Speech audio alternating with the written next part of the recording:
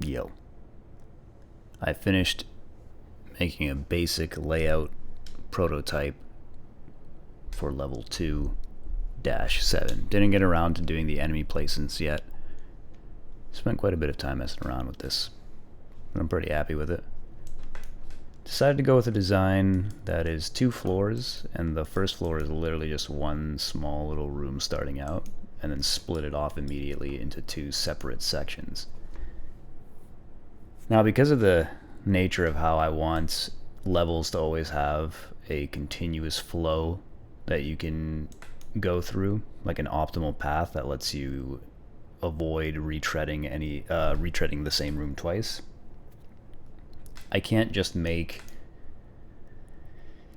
it's actually a pretty tricky design problem sometimes. I can't just make like 2 totally separate floors, which was my original idea for this. They have to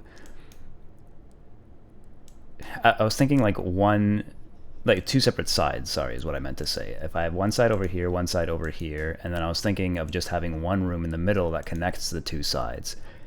But then that creates a kind of boring problem where it feels overly linear and restrictive. Because then, if you can imagine, like, if you were to cut off, let's say, I don't know, ignore this room here.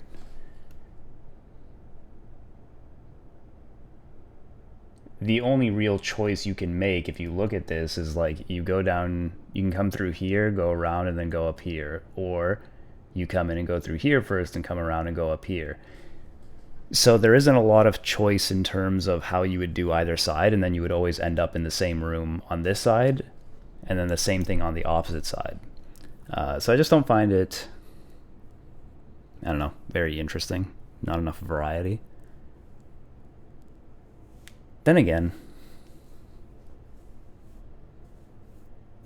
I don't know, maybe I'm overthinking it. It's not such a bad thing. Maybe I'll end up revising this more tomorrow. But that's what my thinking was. I didn't like that it felt too linear, since so many of the levels, well, all of the levels always offer you multiple ways of going through the level. So now there's lots of different things you can do here. If you look at it in totality, you can go through here all the way around. You can even ignore this room at first and go through here, go all the way around. You could like go, well, I guess you'd have to go this way, then you go through here, and then you'd come back down here. Or you can clear this room right away, go through here, then go up this way, and then you can just, let's see, you'd have to go up here, yeah, and you'd come back around and finish it like that. So yeah, one way or another, you're kind of looping around. You can also come up here and clear this and this, and then you could do something like that. So a bunch of different options with the way that I've designed it now. But I really do wonder,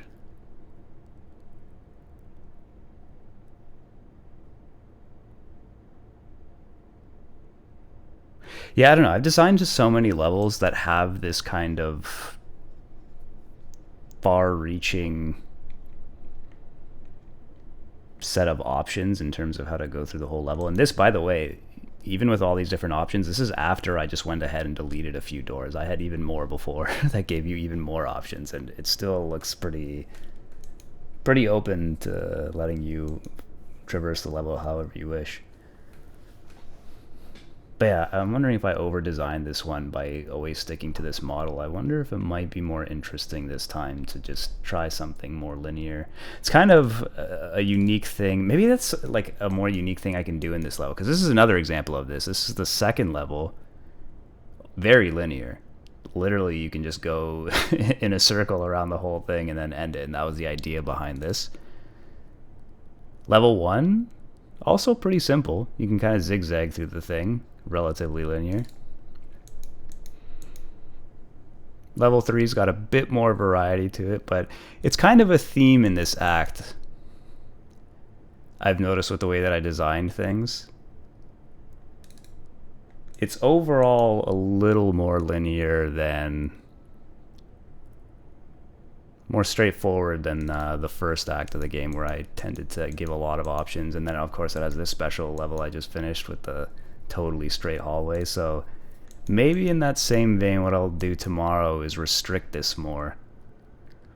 Because my original idea really was just one side, and then you clear that whole side, and then you have to go through a certain door, and then you get to the second side, and you have to clear that, so that it's like almost two totally separated segments. I just didn't like how the... Well, okay, so the problem is when you set it up that way, if you only have... Like, it doesn't even matter if you only have one door. It's just the way the geometry works is you pretty much always have to end up in the same room in order to get to the other side for taking the optimal path. So it really restricts your options to just like, do you start here or here? And then maybe there's also one other basic choice that you can make on each side. So it just feels so much more limited compared to the other levels, but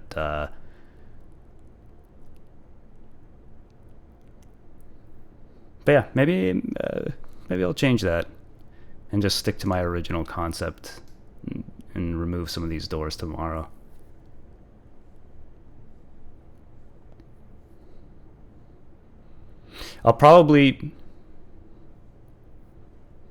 I'll implement the enemies and all the setups and any obstacles and stuff tomorrow so that it's completely finished, and then I'll see how I feel about removing some of the doors and making it more of what my original plan for this was, and just keep it linear, because maybe I really might just be overthinking,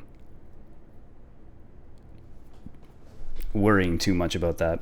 Because another thing I was thinking about tonight, and I spent a long time thinking about, was I went back to the earlier levels, and I was thinking, how many doors have I set up that are completely pointless to use? So I went to the first level as an example, and I realized that, for example, this door here, if you're trying to do an optimal run through the level, is always stupid to use. Because if you come in here, it's kind of an interesting geometry math problem. So this whole part is linear, you come over here, then you get two choices. You go up here, you go over here. If you go into here, and then you go up through this door, you've isolated these three rooms and this room separately.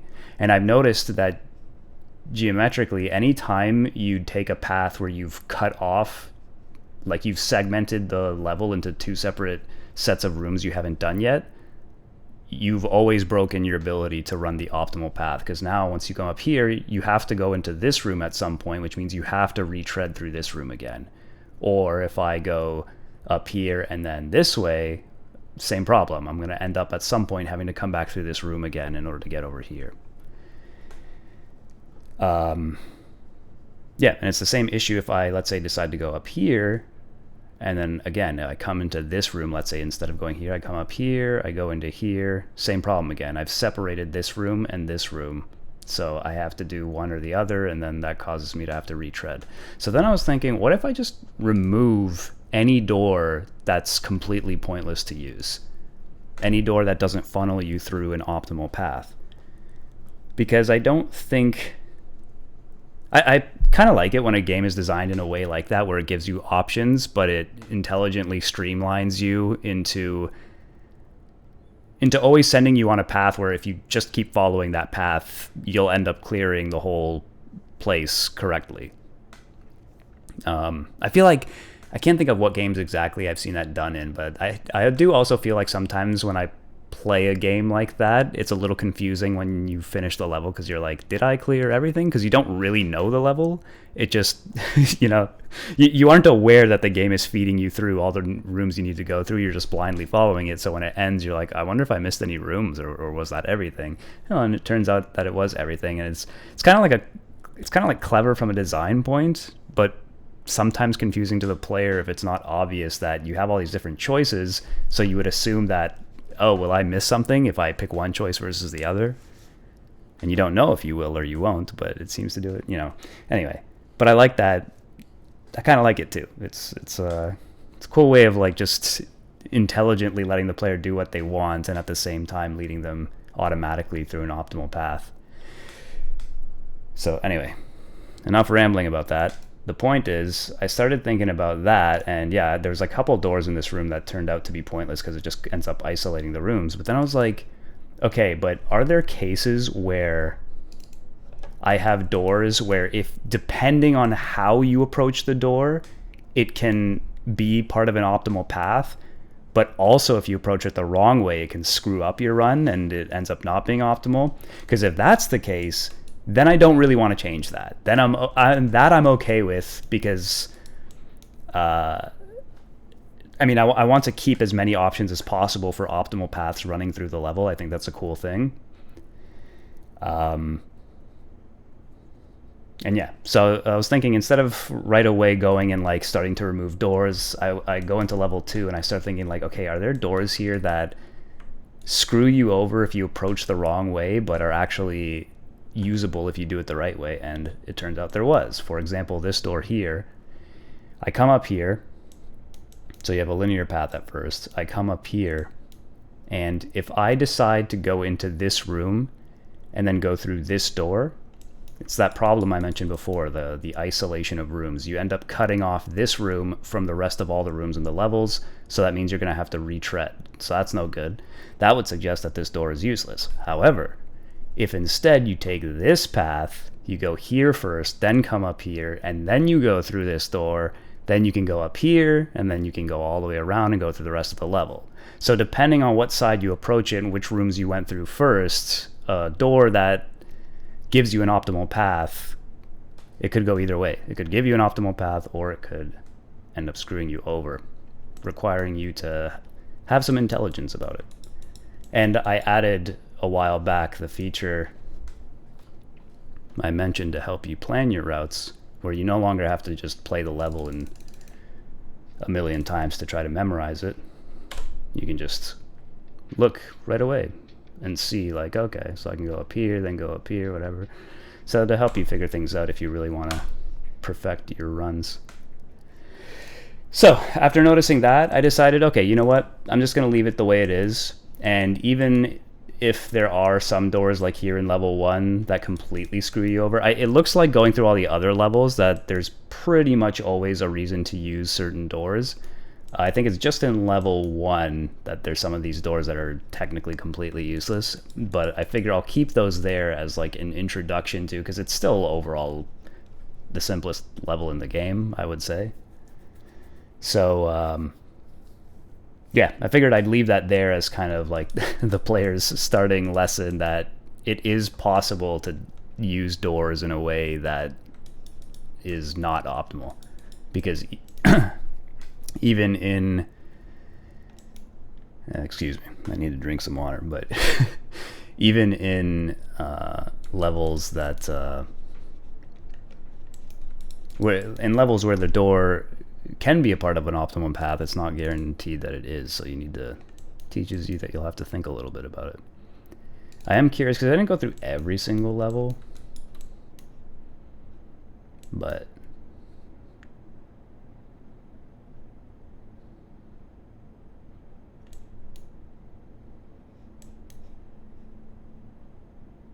I'm just trying to think, is there always an optimal path?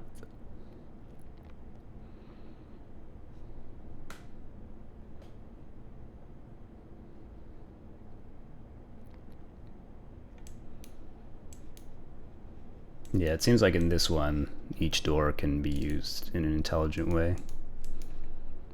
Here's one of the newer levels. Because one of the other reasons I was also thinking about this was I tried thinking about what advantages each door gives you. So sometimes a door is, I thought about things like, okay, this door isn't going to give you an optimal path, but maybe I put an enemy right in front of that door, so it does give you a free kill. And the logic was, for people who have a harder time with the game, maybe they can choose to take the not optimal path in exchange for an easier run. But as I discovered from releasing the demo, people just fundamentally have a hard time with the game. And I had to completely adjust the difficulty to account for that. So now that I've adjusted the difficulty, the original design philosophy of giving the player tools to make the game easier and just having a single difficulty, that didn't work out the way that I hoped it would. Which makes sense if you think about it. It's kind of weird because everyone's going to want to play the game in the core way the game was meant to be played, with the fun mechanics that I designed on purpose. They're probably not going to want to have to do other stuff to circumvent that because it's too hard for them. So that was an oversight on my part. So yeah, so that whole idea of having doors for that reason doesn't really make sense anymore. So that was another thing that made me think, like, okay, maybe I can cut down on the doors and simplify things. I'm wondering here, because this one has a lot of doors in this area. I'm not sure. Yeah, like this is an example of, okay, this door would cut that off. You can go there. Yeah, like I suspect this door, for example, is pointless. Because you could go... actually, no, it's not. Because you could go down here, and then you could go all the way around. And then you end up here. And then you could go in here and up there, so... Yeah, now, I think in most of these levels where I put a lot of doors everywhere, you can almost always find a way how you could use that path. How you could use that door to create your own non-repeating path.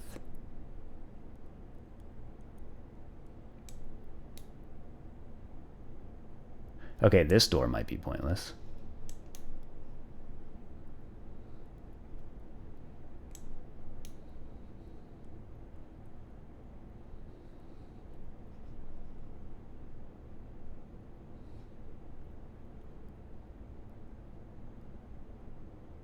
Yeah, I think this door's pointless.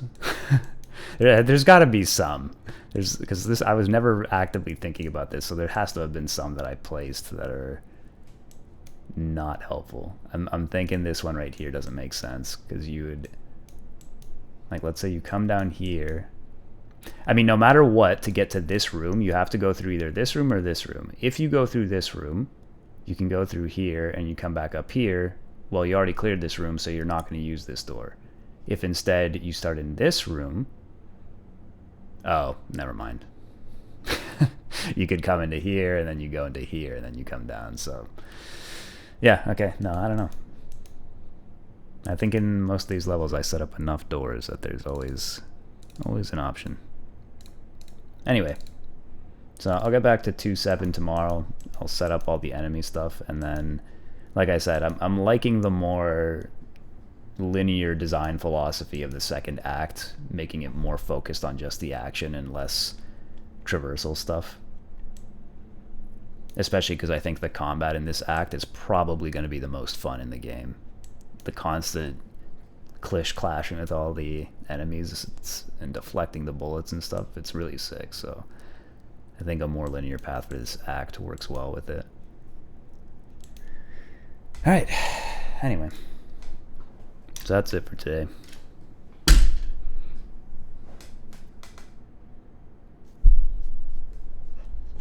I got nothing else to say, so